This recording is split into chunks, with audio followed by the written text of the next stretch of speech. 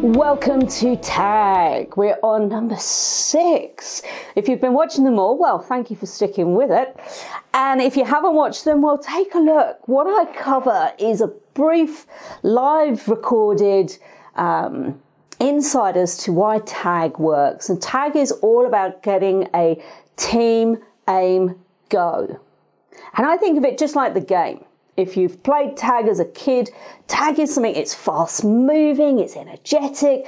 You know the game where someone would be it, they'd be on and they chase after everyone else. And if they catch you, then you become it, you become on. We call it tag. And to me, targets need to be the same. It should be something that's energetic, fast moving, exciting. That's how you get people to achieve and hit big targets.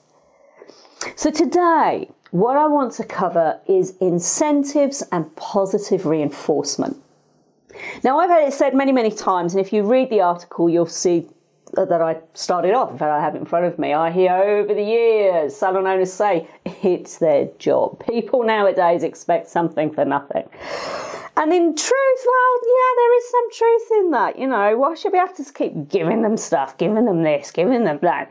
You know, it is their job. Get in there, get on with it. But if I want to develop a high performance team, as a leader, there are things I can use to my advantage to give me the results I want faster, and more importantly, repeated. You know, to me, if you're in a day-based spa, a destination spa, you know, we don't need the people to come back so frequently. But if you're in a high street, if you're in a salon-based repetitive business, we need these people back. We need them repeating with us and staying with us, becoming followers, part of our tribe. And the only way we can achieve that is with a team of people who are moving in a fast, energetic way. So incentives and positive reinforcement is a way to get people to where you want them to be faster.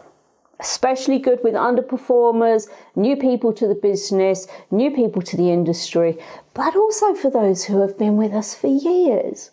It's a way of praising, giving something back as a thank you for their hard work.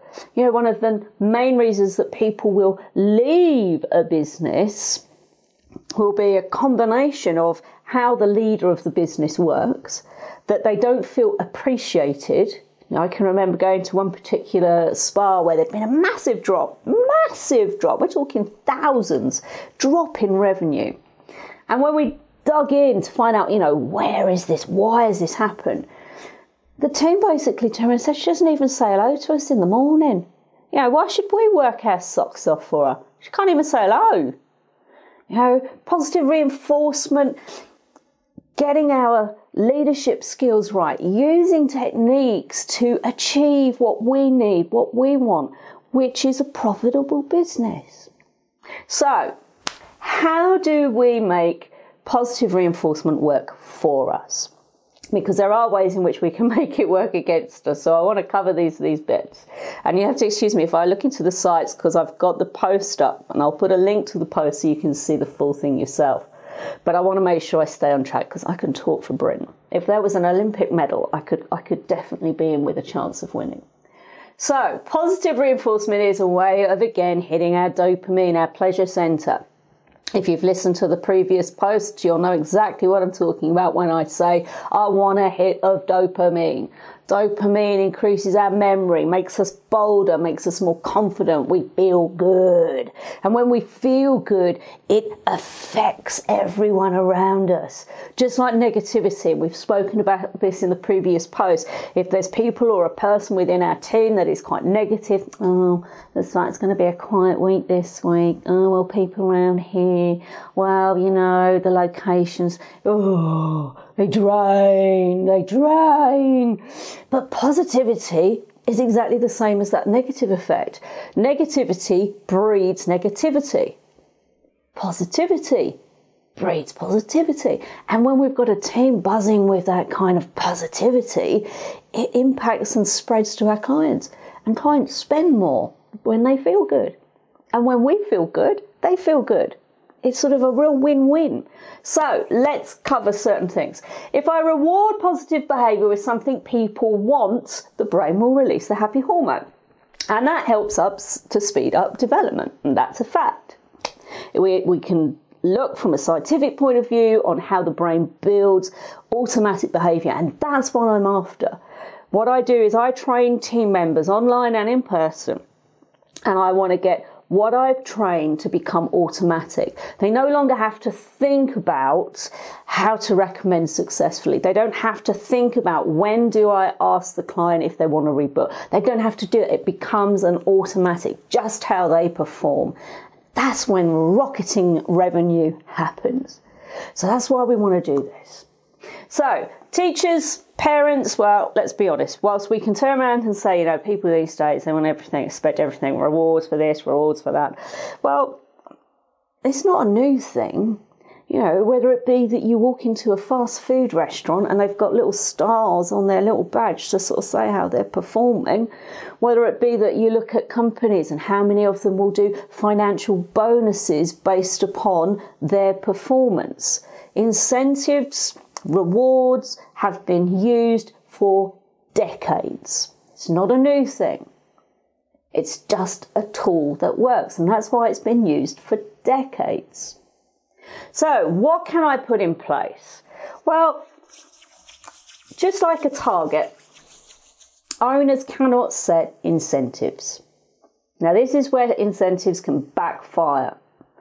And I can't tell you how many times I've sat with an owner and they're like, well, I just don't understand it. I'm offering to pay for a weekend away in, I won't give you the place because it might make it obvious to who I'm speaking about.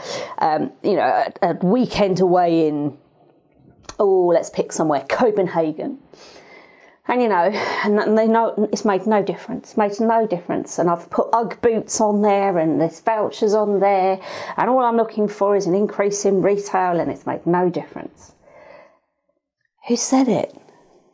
Who set the target? Who set that incentive? If you set an incentive yourself, we run a massive risk, then it won't work. And the worst thing is, and I've seen again before, where people have sort of gone down the line of, I'm going to buy tickets to go to a show, a hair show, a beauty show. I'll pay for all the tickets. Let's go for it. But if the team doesn't want that, if that doesn't interest them, they won't work for it. We can't set incentives. Incentives are something where you get your team together, you get them riled and focused, and then you get them to brainstorm. What would you like? What would get you going? What would you want to win? What would excite you? If I go and put UGG boots up, if I go and put that I'm buying tickets for a professional show, that might really inspire me, but do nothing for the rest of the team. And here's where it can become really dangerous. Let's say, and I use an example in the post, that the prize is a one-to-one session with a local yoga instructor. I love yoga. I've not done yoga. I don't think I'm that flexible. I'm not that flexible. I won't be able to walk for a week. But let's say yoga was the prize. But I have no interest in yoga. Not only do I have no interest in yoga, I wouldn't want to do yoga.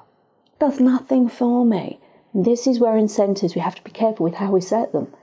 Because if I really don't want to win that prize, then there's a big risk that not only will I not want to win it, but potentially I might withdraw my performance, reduce my performance, because I really don't want to win it. And that can be dangerous. Can you imagine? I've stuck something in place with, I win this prize, it's wonderful. And people are there going, I don't want to frigging win that. What have you got to do? Retail. Oh, I'm not frigging retailing this week then. I don't want to win a frigging yoga lesson. And that becomes really dangerous. And the other side of it is that we can be left feeling as the leaders of the team as these people are frigging ungrateful. I put all this frigging work in, put these things in front for them, and what do? Frigging nothing. And that leads to animosity. It leads to a negative reaction within how we work, which can make us feel resentful to people who are not doing what we want them to do. There are 3 rules to setting incentives. And this is how I set it out. I always get teams involved. My teams are always involved with everything. They help me to design the marketing, what's going on our social media post, everything, because I want them to feel involved. But we always have 3 rules. First rule, some things cannot be done. Now, I use in the post the example that if the team comes back and says they want David Beckham in a pair of hot pants sweeping the floor on a Saturday once a month, chances are that's not going to happen. Be nice, maybe, if you like him. But it's not. It's in the hands of the God. It's just not possible. Number 2, some things may be possible, but they will need careful planning, they will need budgeting, and we'll have to go away and think about it. And some things can just be done. You know, if they want phone cards so they can top up their mobiles, that's quite an easy one to do. It could be, I had one team. They get the budget and they used to decide. So I'd come in and just find that they were doing something. And I walked in one day and I had the most incredible therapist. Beautiful lady. She was like a ballerina. She was just so elegant, so beautiful. And I walked into the staff area and she was drinking her can of pop, her soda, with a penis straw. And I'm there with sort of like, oh my God, you know, there's nothing on in the door. And she turned around and she said, it's part of our incentives, Caroline. If you win Best Performer for today, you could suck a cock. Now, she was the lady. I mean, she was such a lady. So to hear her say it, she thought it was hilarious. She sat there giggling. But I had no idea they were doing that. They'd gone off and organised that on their own. They set the incentives. We can't set it for them. So let the teams put in place rewards that you can afford to do, that are easy to do, and that they will work for. And if they're fun, the more fun they have, the more dopamine they get, the quicker they perform. You're welcome to put your comments below. I'm always interested to see what you think, what you've experienced, what you've done yourselves. And I will be back for tomorrow's one, where we'll hit the final, number 7 in our tag focus. If you haven't looked at the post, then do so. It's online, it's easy to see. And if not, I will see you tomorrow. Have a fabulous day wherever you are. Have fun, and I'll see you soon. Ciao, ciao. Bye-bye.